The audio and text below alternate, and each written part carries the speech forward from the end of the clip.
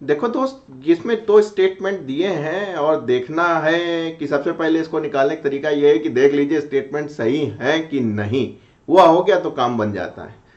क्या कह रहा है स्टेटमेंट वन कि Biot Savart law gives the expression for magnetic field. बिल्कुल ठीक है।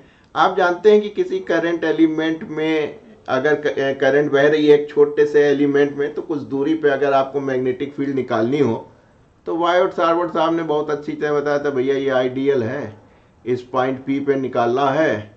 सोती सर ने खूब अच्छी तरह सिखाया है कि छोटा सा टुकड़ा लिया तो छोटी सी मैग्नेटिक फील्ड, ये बराबर म्यू 0/4 पाई। मसला वेक्टर से संबंधित है तो हमने वेक्टर कर दिया भाई, चलो इनटू आर डायरेक्शन वेक्टर, और ये उसकी दूरी का cube. M right.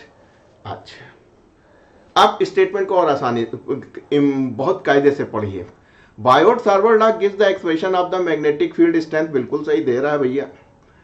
N infinitesimal current element, यानी छोटे से करंट एलिमेंट की of current carrying conductor only. सही बात है, करंट कैरिंग कंडक्टर की दे रही है, यानी कि इस स्टेटमेंट में हमको कोई बुराई नहीं नजर आ रही, बिल्कुल ठीक नजर आ रहा है। यानी statement one is the correct. Formula आपके सामने है।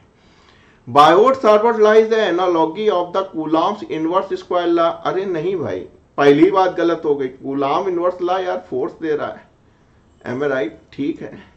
और उसमें भी क्या होता है, 1.4 पाई एप्सिलॉन 0 से ना सब हुए Q1 Q2 आपके पास स्केलर क्वांटिटी है, नीचे आपके पास डिस्टेंस है, आर स्क्वायर है। एम राइट, ठीक है। Force is the vector quantity, direction बताता है। सेम होंगे तो अटैक करेंगे, अपोजिट होंगे तो रिफ्लेक्ट करेंगे। चलिए, of Q with former being related to field produce by the scalar source. ठीक है, सही बात है। ये कह रहा है कि Q जो स्केलर सोर्स है ये फोर्स लगाता है, फोर्स लगाएगा तो फील्ड होगा। बात तो काफी हद तक सही है। आइडियल जो है वो while the lateral being produce the vector source, vector source while the lateral being produce by the vector source of Q। ठीक है। करंट क्या है, rate of flow of charge होती है, तो इसीलिए आप अगर थोड़ा सा और दिमाग को घुमाएं तो rate of flow of charge scalar है तो उसका रेट भी तो स्केलर ही होगा। हाँ, मैग्नेटिक फील्ड वेक्टर क्वांटिटी है, इसीलिए ये जो डीएल है ना, करंट एलिमेंट, ये किस डायरेक्शन में होगा तो क्या होगा, सोती सर के दाहिने हाथ का थप्पड़। Am right.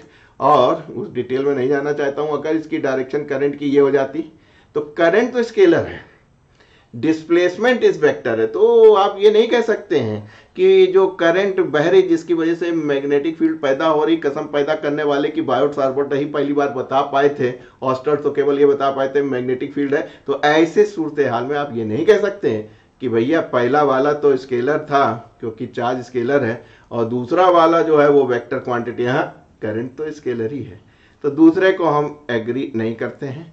तो first is the correct, second is the wrong.